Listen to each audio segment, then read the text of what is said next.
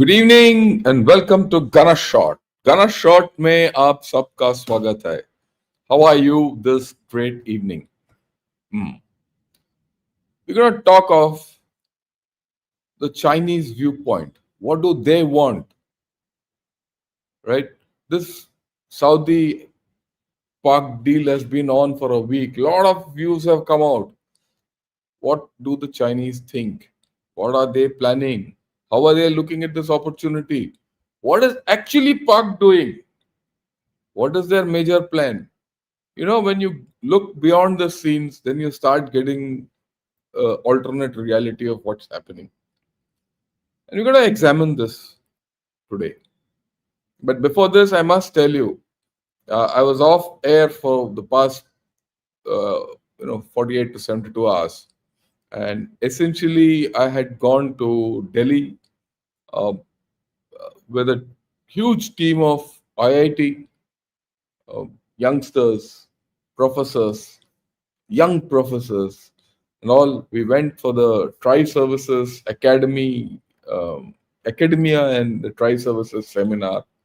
We presented a lot of proposals to them on, new technologies and cutting edge technologies and all that.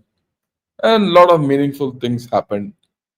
And we also presented to them the successful firing of our ramjet projectile. Many of you asked what's the opening, shot of that gun coming out. It's actually, now I must tell you, it's India's first ramjet projectile fired from a gun. It was done 2 years back. Okay. So I'll not tell more about it, but that's where it is. Yeah, the second point which I want to tell all of you when you join and come to Gunner Shot. See, I'm not one of those guys who talks nonsense, right? Without knowing my P's and Q's. I'm into science, I'm into technology, and I'm into geopolitics.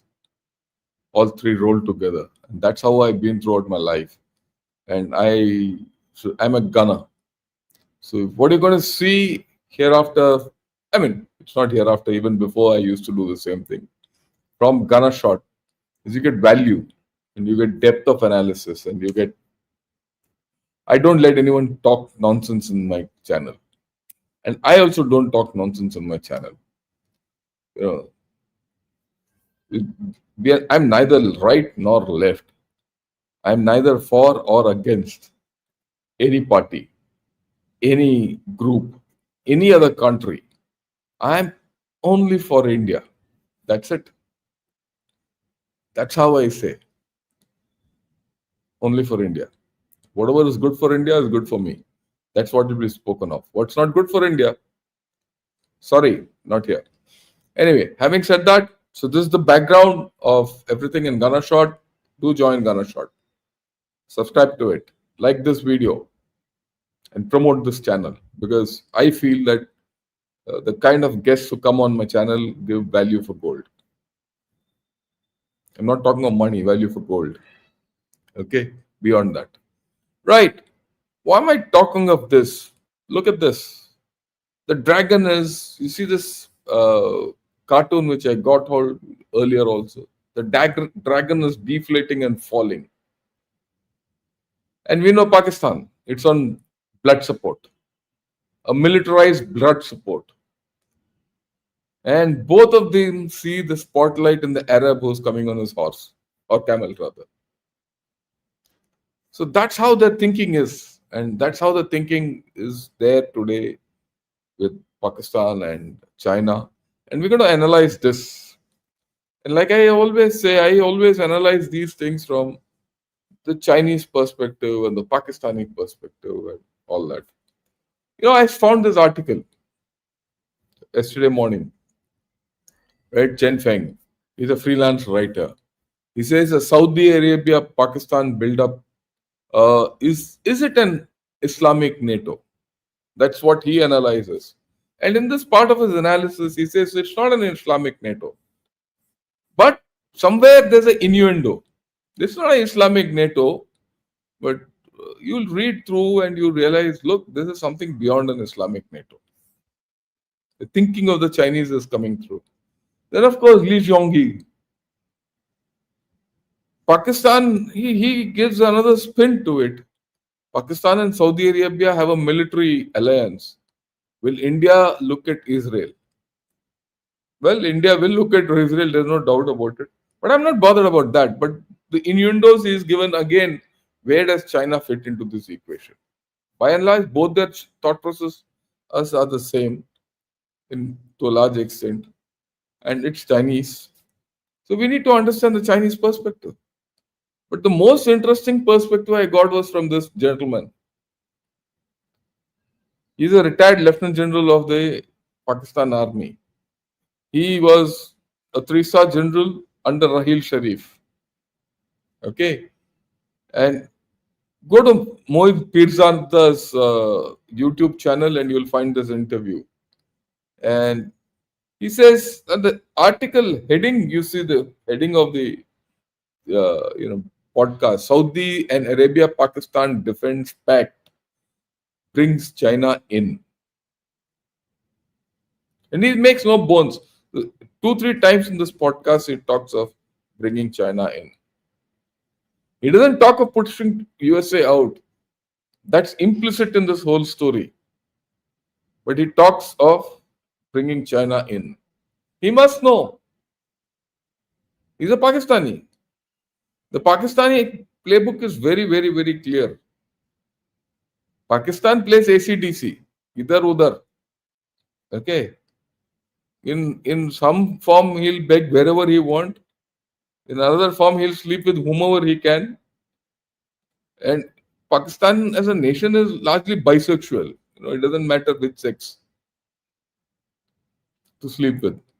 So that's how Pakistan is. And you have to understand this story. And that's how the survival is. And that's how they're going to fashion it. So let's see this in detail. There's this triangle. There's this triangle which is we are talking of China, Saudi, and Pakistan. And this triangle is of the Chinese technology, the Saudi cash, and the Pakistan military. Okay? I mean, it's very funny. I'll put it this way. China has the technology, but its cash reserves are disappearing. Its economy is down. And it doesn't have the capability to fight. Pakistan has the capability to fight. It doesn't have technology or cash.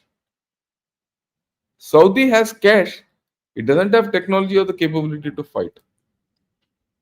So don't they fit into each other well? So this China-Pak Arab axis which is coming about is not going to happen tomorrow. Let me tell you at the outset. It's not going to happen tomorrow. It's not as if that suddenly you find this coming. This is like water coming, going, flowing. It will make its path. It will cut its way through. If there are obstacles which will come, it will go around that. And this is a long-term proposition. And that's why I'm analyzing it. I have not seen this analysis anywhere, so I thought, and I'm convinced about it. And this is the long-term problem for India. I would not say it's a long-term problem. It's a problem today for India. Unless we start thinking on this track, we'll be in a problem. Okay? Right. Let's see the factors. What are the compulsions of this? We know China has global ambitions. It's already put out the Global Governance Initiative last month at the SCO meet. And after that, it's coming out at rapid fire rates on how it's going to do what it has to do. It's coming out with a lot of proposals, putting it, getting people to talk, this, that, all that. There's an urgency on this governance initiative because it sees an opening for itself with USA behaving the way it is. And then it's confident of its technology. Would also be confident if I had that technology. They have technology, dodgy though, but well, there's no one else who has that technology.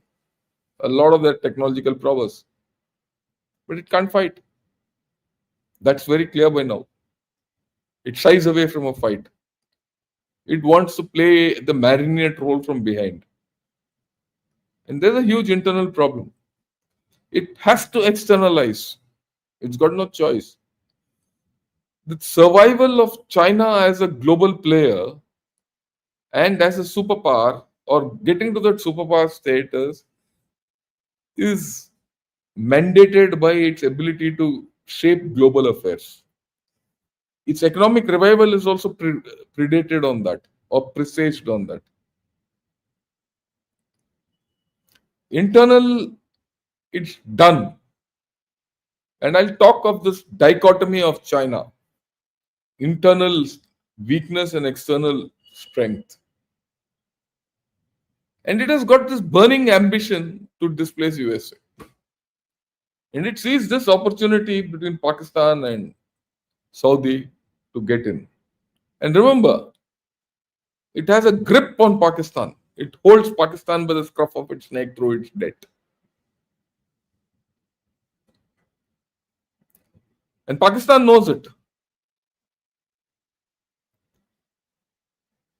Pakistan is a fighter. He'll fight. I mean, if there's one thing which Pakistan is good at, it is good at fighting. Whatever. And it doesn't matter if it loses. No, for Pakistan, there's no shame in losing. Because with every loss, the Pakistan army becomes stronger. I told you this.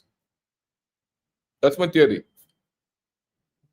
Completely anti-India. If it has got one reason, it is anti-India. Existential crisis, India. If it can handle India, it can handle the rest of the world. It lives in fear of India. And you saw that even in cricket matches. And it can do very little about it. But it has to do. Its existence, the bane of its existence is India. So whatever it can do against India, it will do. And it's got the capability to suck on USA like a leech and play it out. And USA is foolish enough to get sucked. It's happening today. We've seen it with Trump. What about Saudi Arabia? It can't fight. It knows it can't fight. It doesn't have the capability to fight. But it's cash rich. It has to use its cash and deploy its money to vault itself into a regional power and assume Islamic leadership. Otherwise, it has a problem. It is anti-Israel to some extent, but at another level, it's not so anti-Israel as normally people think. Maybe 5 years back, 10 years back, Saudi Arabia didn't want to have anything to do with Israel, but that's changing. But this recent attack by Israel in Doha, Qatar, has put the heebie-jeebies in Saudi Arabia. And it has realized that, look, I can't rely on US anymore. USA and Saudis have a security guarantee pact. And USA just stood by when whatever happened to Qatar. So what if that happens tomorrow to Saudis? Then the Saudi monarchs will be thrown out. So they're taking insurance policy by going to Pakistan. They're not going to Pakistan just for the fun of it. They're going to Pakistan to get to China into the game. And Saudis and Chinese have a lot of economic equations already. And they also know that the Chinese can't take a stand. They saw that in the Iran-Israel war, that the Chinese were just pushed out of the equation. Right? So let's look at this triangle again. Understanding this triangle is fundamental to most things. What threatens this triangle? Ultimately, this triangle will grow in a manner based on the threats which are posed to this alliance. These are it. As far as China is concerned, somehow push USA and throttle India. And that comes out of these writings. It can't do both today.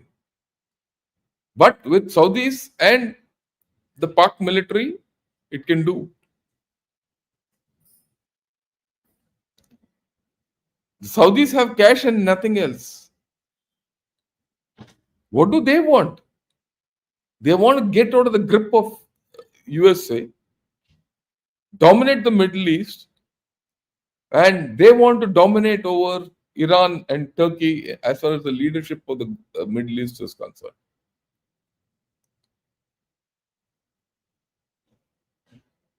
What about Pakistan? Pakistan is looking at India, Iran, Afghanistan, and Israel, who all four of them can pose an existential threat to Pakistan. I'm talking of the fact that all four can pose an existential threat to Pakistan, and they pose it at some level.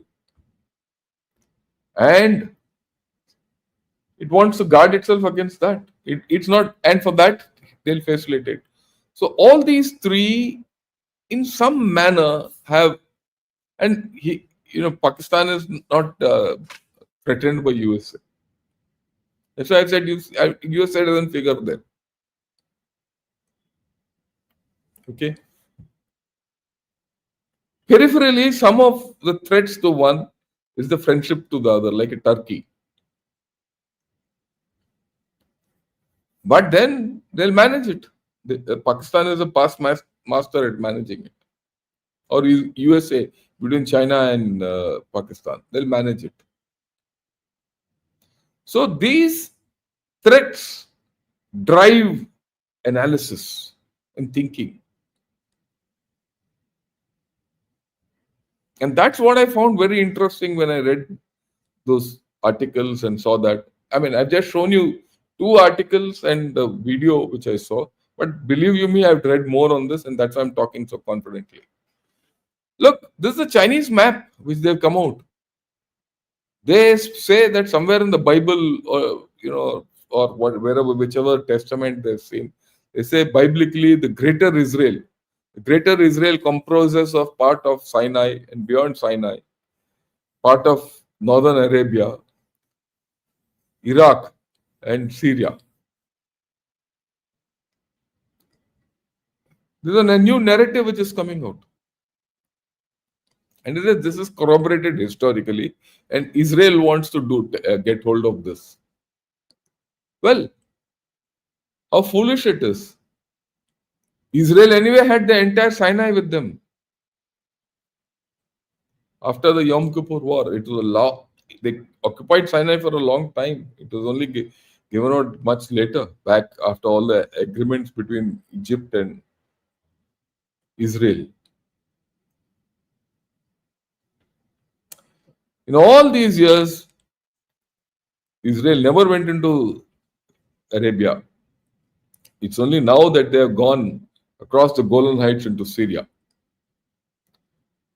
But this is an alarmist idea to say that Israel wants to expand. Israel doesn't have the population to hold this area. But then that's the narrative which is coming out of China. Okay, that's it. This is the area they're saying, northern region of Saudi Arabia, Syria, part of Iraq, Sinai Peninsula, and the area from Nile to the Red Sea. This is the first time I'm hearing. But then that's that. There's certain common threads running in this formulation. The United States is not reliable and it cannot be depended upon to provide security to the Arabs. Then there's the overhang, which they say. And why is this opinion there? Because of the Iran-Israel war, Qatar raid. Both these have indicated to the Arabs, look, USA can't be relied on. And then there's this analysis which is there, which is coming. We also are realizing that this Saudi Arabia Pakistan Common Defense Treaty is more complicated than what we think. And then it is being loosely used. Is it a treaty or agreement? It's not a treaty ratified by the governments on each side. And then there's this cocktail in the Middle East, which will always be there. There's no difference, the thin line between religion and geopolitics in the Islamic world. You can't wish it away. They're intertwined. Okay. Then, of course, there's this thing which one of these Chinese chaps has written. He says there is a long way to make a union between Saudi Arabia and Pakistan successful. But he says, look, Saudi Arabia actually is the one who's funded Pakistan's military. Right? And hence interoperability will come in. In any case, Pakistan had a lot of American equipment, Saudi Arabia had a lot of American equipment, and so Pakistan gave a lot of troops to Saudi Arabia to operate this equipment. So interoperability is built in. And now that China has given a lot of equipment to Pakistan, interoperability between China and Pakistan exists. And this interoperability can be extended to Saudi Arabia. There's one existing layer of interoperability between Pakistan and Saudi Arabia. The Chinese have an existing layer of interoperability between Pakistan and China. So Pakistan will facilitate this to Saudi Arabia and eject USA out. Of course, in this writing, they say, oh, this is off topic. We are not talking of that. But the thinking is very clear in this. That's the point I'm saying. Right? And then they also acknowledge that this can't be an Islamic NATO. And one of the Chinese authors, he says, Saudi Arabia and Pakistan came together for different goals, which is different from the formation mechanism of NATO. But Saudi Arabia and Pakistan do get what they need from the alliance, which is that they get mutual sense of security. In the future, in the foreseeable future, the Saudi-Pak military alliance will not become an Islamic version of NATO. The Chinese are very clear. So this will not be a NATO. I am also very clear this NATO business which is being spoken of is all nonsense. But the larger danger is Pak Arab China. Sino-Pak Arab nexus or axis, which is developing, which can develop. With Pak being the integrator of these two. That is something which we have to, just think. If Pakistan is given money and China provides equipment, what will Pakistan do? It will filter out a lot of money, make money in between, and develop its own defense. And who will that defense be against? Or who will that militarization be against? India. So if you don't think of it now, then we are fools. How do you project this ahead is the challenge. At this point of time, well, it's not there. How do you leverage our relations with Saudi Arabia is the challenge. It's going to test us. There's this great Islamic factor. One must analyze. And mind you, all this analysis of Chinese. And now they say Israel poses a survival threat to the Arab world and Muslims at large. So they have already painted Israel as anti-Muslim. By innuendo, USA is anti-Muslim. There's always been a conflict between the Jewish civilization and the Arab civilization. So the Chinese are framing it as part of a civilizational battle. Then there's of course the fact that Pakistan has given mercenaries to the Gulf. So why will it not repeat itself? And because of this, there's a lot of trust between Pakistan and the Gulf countries.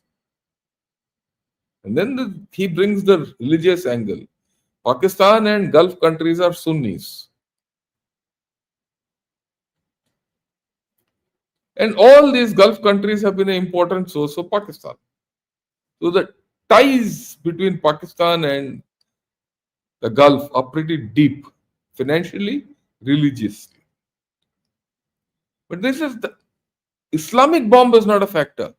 Islam is a factor, but the bomb is not a factor. This is Chinese thinking. Now, as far as the common thinking was in the Islamic world, if Pakistan, the only Muslim with a bomb, is there, it's an Islamic bomb. It was a great matter for them. But then the Chinese say, look, all these countries have different national interests. And Pakistan can't distribute nuclear bombs to everyone. Right? Okay, this fellow is someone who's trying to talk nonsense. Let me take him out. Yeah, okay. Okay. So hence, the nuclear weapons is more of a psychological comfort and it can't be used. And this is something we need to understand. I agree with it. Pakistan's nukes will not be deployed on the peninsula, Arabian Peninsula, for the Gulf to play around with. And Pakistan, if it has to do that, it might have to pay a heavy price. It will also extract a heavy price. But the danger of putting nukes in the Gulf are too high. Neither will China allow it, nor USA will allow it. And then he says, Pakistan need not use nuclear weapons to attack Israel. Because to attack Israel, Pakistan has to attack Israel's nuclear facilities, for which it doesn't have a capability. And then as far as Israel is concerned, if it has to attack Saudi Arabia, it doesn't need nuclear weapons. So the nuclear deterrence is gone out of the equation. This is the Chinese view. I go with it. Then there's this Middle East factor. This is where, in this, the Chinese get in their role. You see, the Chinese are now positioning themselves as if their weapons are on offer to these fellows. Once the weapon goes, add it with the BRI, CPEC, the influence starts coming in. Once that influence starts building, then eject USA out, pose a threat to India. And that is being posited even now. The military weapons China sells to US, Pakistan, including J-10, are all export based. So if Saudi Arabia wants to buy it, they can buy it. They can buy it without any third party. But Saudi Arabia won't buy it. That what he doesn't say, Saudi Arabia won't buy it or won't be allowed to buy because of USA. Remember, there are 17 bases of USA in the Arabian Peninsula. There's only one base of China, Djibouti. So that power differential is here. So that's why I said this will be like water which will seep through. This is not going to be a torrent which will come. This will go under the mat and surface out somewhere else. And then Pakistan also doesn't want to get involved in Middle East politics. Because it doesn't have the capability. Okay. Then Saudi Arabia doesn't want to get involved in the India-Pakistan conflict. These are the complexities these fellows also understand.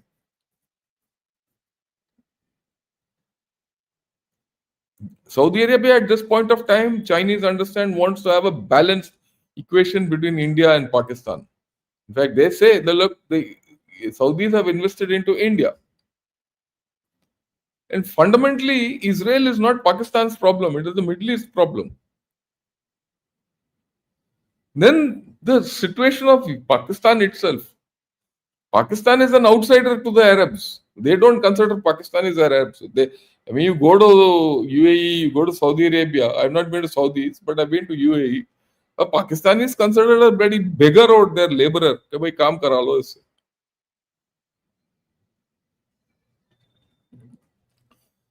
All these factors will play.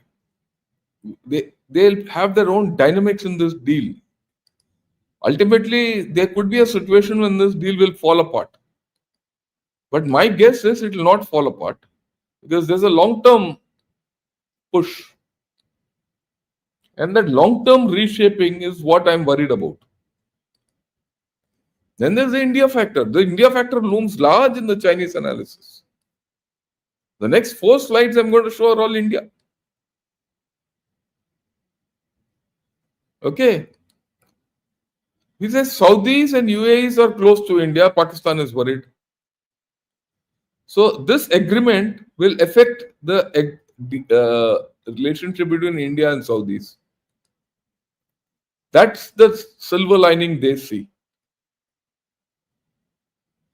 Now, they also feel this is their view.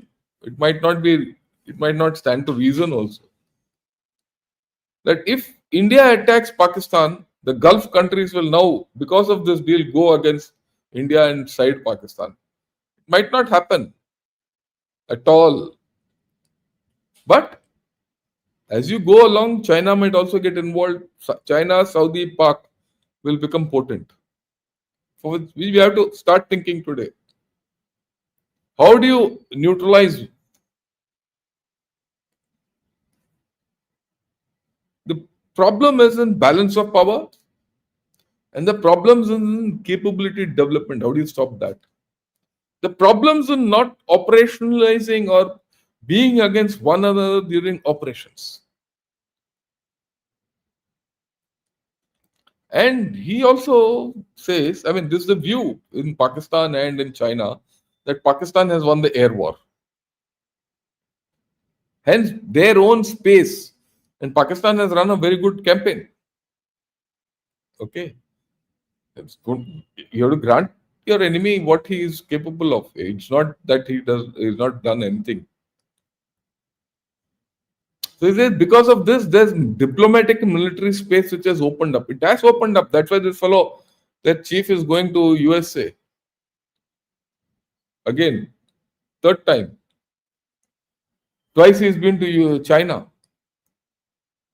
2-3 times he's been to Saudi Arabia. He's been running around. We'll talk of him a little later. I mean, not today, some other day. And because of all this, the Chinese feel India has been marginalized, especially because of the US attitude. They'll not talk how other things are opening up. But then that's the view. Then this Baga goes on to say, all these Chinese, that India suppresses Muslims at home and it is united with Israel, and both together are against Muslims. So he's stoking fires. There are narratives which are coming out. And some of our fellows in our own country amplify those fires. Okay? And he says India has also sided with Israel and USA. So the formulation of the Chinese from a narrative perspective is that India, Israel, and USA are against Muslims. So this story will start playing out. See, the importance of these 3 articles is, that fellow is a Fauji. He talks more, doesn't talk so much about religion. He talks more of, Tariq Khan speaks more of Fauji language. But the Chinese speak more in narrative because उनको तो ये आदत है. And then India is part of Quad, India is part of Indo-Pacific, all that. And India is also part of I2U2. So their aim is how to break it up. Okay. So all these things are coming. Then there's the issue. Look, as much as Saudi and Iran, India have good relations, India and Iran have good relations. And he says suddenly there's a new term, Greater India, Akhand Bharat. The Akhand Bharat is Greater India. As per the Akhand Bharat theory, Iran is on the edge of Greater India. This is a legacy of the British times and all that. So Iran and India will have good relationships. If that is so, the India-Saudi relationship will go down. See, all this nonsense they'll talk because they themselves are close to Iran. They feel they can be close to Iran, they can be close to Pakistan, they can be close to Saudis, they can be close to everyone. But India can't handle it. That's the narrative. We're gonna see this. And of course, the other narrative is India. What is the use of India to Saudis? We only give them cheap labor. India only gives cheap labor as per the Chinese. And there's no dependence on India. And hence, this labor from India can be replaced by Pakistani or Bangladeshi labor, which China will facilitate. So, this is the Chinese thinking. Then he says, look at India. India depends a lot on Saudi Arabia and it's a major source for oil. Hence, in any future conflict between India and Pakistan, Saudi Arabia should impose an oil embargo on India. And other countries also should do this. Other Gulf countries, UAE, Bahrain, Kuwait, Qatar, Oman, they should also stop giving oil to India. Right? And you know why the Chinese, see, this is where the Chinese thinking you should understand and the threat they feel. They feel that, look, they're worried always. Something we don't appreciate, but it is the boot is on them. They say, look, India can close the Malacca Strait anytime. Hence, China should develop something against India that way. And hence, and this is the crux, which I said in the beginning, while they can keep edging USA out, the ultimate aim is how to throttle India from the West. That is the Red Sea line of communication and the Gulf of Hormuz, and oil from here should get cut. That will get cut through Pakistan and Chinese action. Okay. So oil as a weapon can be used by China through this new axis. So develop it. This is the thing which is they're thinking. If there's the thinking today, you just think what will they think tomorrow? Okay. And then and another thing is Pakistan has enough missiles. They might not have a great air force at this point of time because it's a defensive force. It doesn't have a navy, but it has missiles. So with missiles, it can cause a lot of havoc, like Iran. Iran is also a missile-based army. And Pakistan knows how to integrate it with satellites and all that. Why? China will give it. So use the missile thinking to project power. And China helps Pakistan project that power by giving it missiles. So all this thinking is coming through. Okay.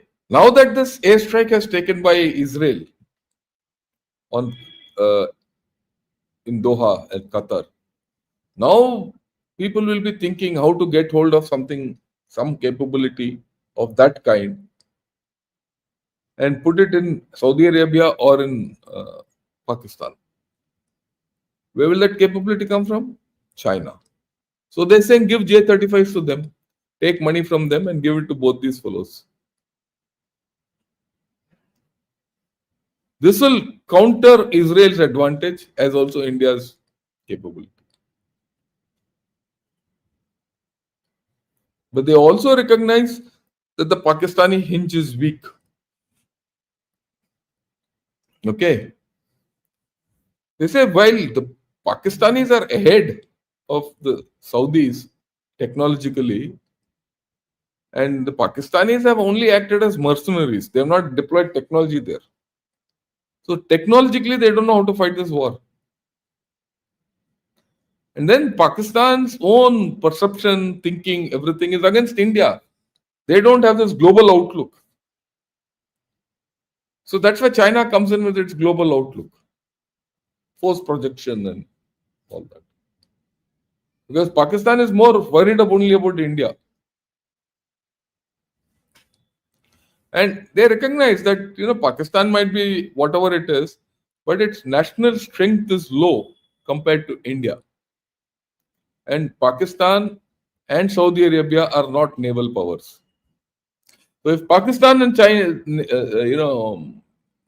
Saudi Arabia are not naval powers, and you have to put a choke on India from the west through the navy, which is the great naval power will come here, China. In these articles, you will find all this analysis without China is left unsaid. But when you read through and think, and then you start realizing, here, dal mein kuch kala hai. Okay. So, which means the Djibouti Gwadar combination. And maybe one more port they'll get somewhere. What they kept quiet is about what do you do with Iran and Houthis. The Chinese seem to be confident that they'll be able to manage the Iranians and the Houthis in this whole story. And then there's another reality which these chaps have come out. I mean, the Chinese have said, look, Pakistan's army is useless to Saudi Arabia because Pakistan's army can't go and attack Israel. They'll get hammered. And Israel is an air power, not a ground power. So there are a lot of contradictions in this, but the Chinese are alive to these contradictions, and their game is trying to be taken to be played at a bigger level. Of course, both these articles and Tariq Khan with Mohit Pirzada don't talk of the US factor. How will that US factor play out? It seems to be as if this USA will just vanish. Okay. So the Pakistanis are the bridge nation. When Saudis want to turn to China, they have to come through Pakistan. There's no other choice. And he says, look, arms building cooperation, this is important. And I'm reading it out. Arms building cooperation is not disclosed much in the Common Defense Treaty, but it may be the biggest and the most direct part of Pakistan's benefits. That is what we have to understand. Capability development, influence, geopolitical influence, balance of power, regional dynamics. That is what we have to understand. There are a lot of counters to this. I'll not talk of it today. But I'm just presenting, in any appreciation, in any analysis, enemy comes first. You first discuss the enemy, analyze the enemy. And in this, Saudi Arabia is not my enemy. My enemy is Pakistan and China. So I'm analyzing them because if you analyze them and tackle them, that fellow you can tackle. So he says first open and integrate in terms of orders, command and communication, then open and integrate in equipment and ammunition, and then get interoperability and have various standards like NATO standards. And then have built-in guarantee of interoperability. ये सब plan में है But there's a problem in this. That's why I said USA is the elephant in the room. There are two elephants in the room, India and USA. In that first triangle I showed you. The thing is, there is also a strong view within Pakistan that the strategic pact with Saudi Arabia is about Iran, and it has been blessed by US. This is Aisha Siddiqa. She's put it out in print. And she's quite a sharp cookie, and she writes. I mean, she's a Pakistani and she writes about Pakistan well. There's no doubt about it. And she's written some good books on Pakistan. So, and she's sitting in London and speaking. So she knows the thinking then. And these thinking, this treaty is not, or this pact, or this agreement has been in the making for quite some time. So they know how things are moving. So she would have got the whiff of it. So you see that this whole story is not going to be something which is going to die. So my way of looking at it is the Pakistan, China, Saudi Arabia axis is going to develop. Just forget of the fact whether it is just a shot in the sky or shot in the dark. It's going to develop. And that's the long-term threat to India. And that's what we have to see in detail.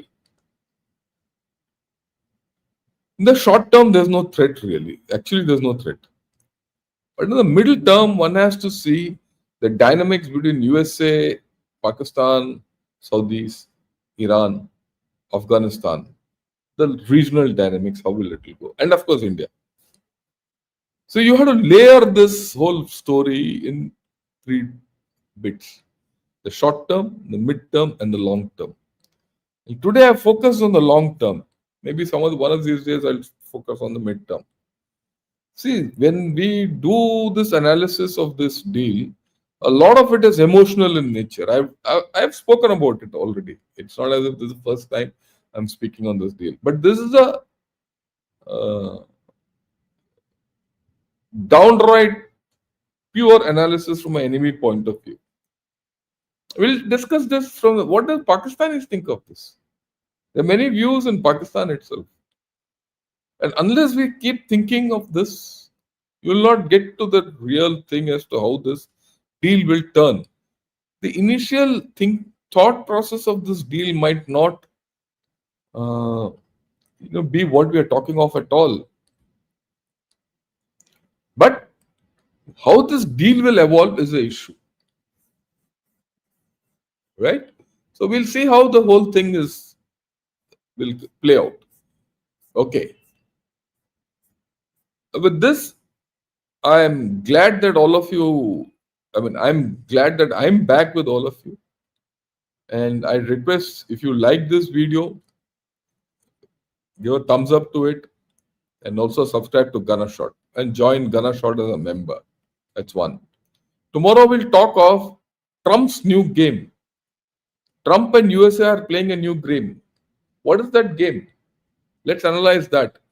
Because that game and this game overlaps. So we'll talk of Trump's new game tomorrow.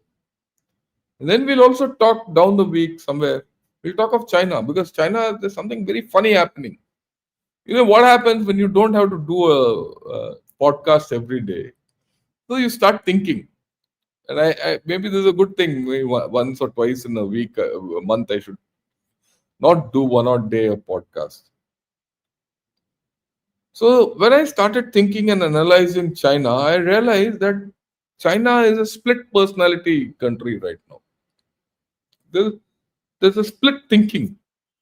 There's an outward China which is aggressive, rich, and all that. There's an inward China which is poor and collapsing. So how will this go about is something which is a third angle of this story. And then there's a fourth angle of this story. India is the most affected of all the developments here. Because I'm an Indian, I'm most affected. So how do I handle this? What are my outs? That is a that's the next analysis we'll do. So I'll do these four analysis in one go every day in the morning.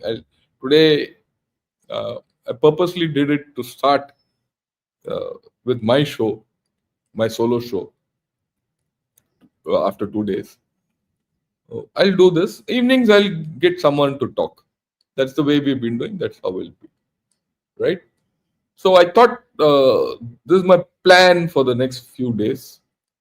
And we're going to start a new show with in it'll be anchored by Sri Iyer of Three Gurus. He'll be anchoring, Sri Iyerji will be anchoring this with self, General Hari Mohan and General Raj Shukla. And incidentally, all three of us are gunners. So the big guns will come out and be firing at you. So, and we'll see that every Monday it will start. Right? Maybe next Monday or the Monday after that, we'll put things in place. So you're going to have a different quality after the three good generals, something equivalent. So we'll have something interesting going. Okay. Right. With this, I'll take a few questions. Okay. Thanks. Kiran, long time. Yeah, same. Pranam to you also. And Akash also, good evening. Great to see you. With this Sino-Pak Arabic axis on the one hand and the active involvement of US in the Middle East and Pakistan on the other, does it in a convoluted way lead to a G2? Might not. Might not. Depends on how USA reacts. The USA is very clear in how it's acting. So we'll talk of it tomorrow. Get back to me when tomorrow morning when I talk of great game. Yeah, they have one common enemy that is Bharat. Their objective is to keep Bharat on the defensive completely. That's what the whole story is about. Balram, good evening. Jai Hind. KD Raya, Namaskaram, General Garu, and everyone else. Thanks a lot. Ladybird Haru also, good evening. And Harish coming back after a long time. Hi, how are you? I know you're in Dubai and in Abu Dhabi or Dubai in the Middle East. I hope you're good and doing well. And what's the news from there? Maybe tomorrow you can just throw in a comment on what's happening there. Yeah, very good to see you, Amitesh, for after a long time. Yeah, it seems a long time. I agree. Sundar Krishna also, good evening. I am not one of these guys that talk nonsense. You're 100% right, which is why I try to catch every one of your episodes. Thanks a lot. Keep those cartoons coming, sir. Sure. Sir, missed you these last few days. Hope you are well. Oh, I'm well. Live, love a deep tech talk from you on like the rare earth you did earlier. How close to bankruptcy is Pakistan at the moment? Pakistan might be close to bankruptcy. That's not the problem with Pakistan. Pakistan has other major problems, and that inward pull is more dangerous. It'll keep Pakistan rooted. But at this point of time, Pakistan doesn't seem to be worried about it, and this Asim Munir is not bothered about it. That's the problem. Love listening to you, sir. Jai Hind from an ex-army officer. Thanks a lot, Neha. Such a delight. If you're an ex-army officer, why don't you come on my show and talk of women in the army? Just get in touch with me, and I'd like you to talk. Okay, good to see you. Thanks a lot. What's your talk of J35 email taking off from Fujian? Look, I grant everything to General Narayanan. He's very clear that the Fujian you can only take off or you can't. If you take off, you can't land. If you take land, you can't take off simultaneously. So if that is there, the efficacy of Fujian as a platform is. So will you bring back General Saxena? I'll tell him. I'll speak to him maybe next week. I'll speak to him. Saudi isn't as anti-Israel as others because Israel keeps Iran under check and Saudi doesn't want. I agree with you, but then this is the Chinese view. I agree with your thinking. This is the Chinese view, and that's how they're making it, sound. Yeah, Ram Ram. Pakistan has lost mental control after Op Sindur. I don't think so. They're very sharp. They're doing something very sharp and very significantly, and it's quite dangerous. This is another issue which I'll talk maybe over the weekend with the General Hari Mohan. He's got a theory of his own which I have not spoken about so far. Yeah, of course, not suggesting of soldiers' foot on Gulf soil. Do you think it's time for our people like General Atta Hasnain, etc., to enter Saudi Gulf market for providing defense consultancy services? They don't allow, they don't want it from us. They don't want it from us. They're worried about it. They'll not allow us. And one Atta Hasnain won't change the equation. See, you have to sell your arms to a whole lot of people. And the next thing is if you sell arms to these Gulf countries, Pakistan will get hold of them. That's the other problem. Space for strategic maneuvering for India is getting tighter by the day. We don't have any other option except developing ourselves economically, technologically, and militarily. Yes, but I will put it the other way around. You will develop space. Don't worry.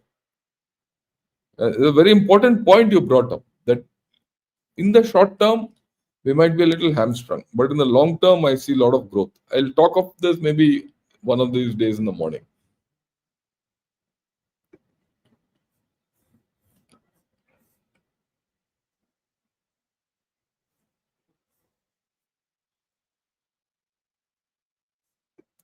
Yeah, when General Rajiv Narayanan, General Harimohan, Vice Admiral Sinha, Rajiv Shukla, General Rakesh Sharma could teach us on theaterization. Could you teach us on? We'll do it. We'll do it. We'll do it one of these days. Path, thanks a lot for your compliment. Only for the good of India and only for India. Yes, that's it. Whatever else is waste. As simple as this. So we have to be realistic. 90% of H1Bs are mid-range. They have only experience in SAS. Oh yeah, we'll see. That's something which we're not at this point of time talking of. What kind of tech we lack compared to China? I'll talk of this separately one of these days. Good to see you back. Thanks a lot. Threat to India will have to be reassessed based on who is left standing after the chaos in the Middle East. We should keep our powder dry and be patient and don't jump into. I completely agree with you, 100%. See, this is a time of strategic patience. Everyone knows, okay, everyone knows that you are a strong power. Everyone knows you kicked Pakistan on its backside. They'll keep hyping Pakistan so that you don't become too powerful, at least in the narrative. So be patient. सब ठीक हो जाएगा. And this is one of the things I'm going to talk of.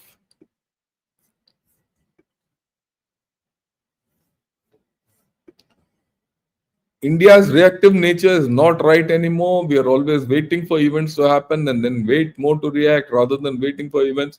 We should influence the events and changes. Well, that's one way of looking at it. But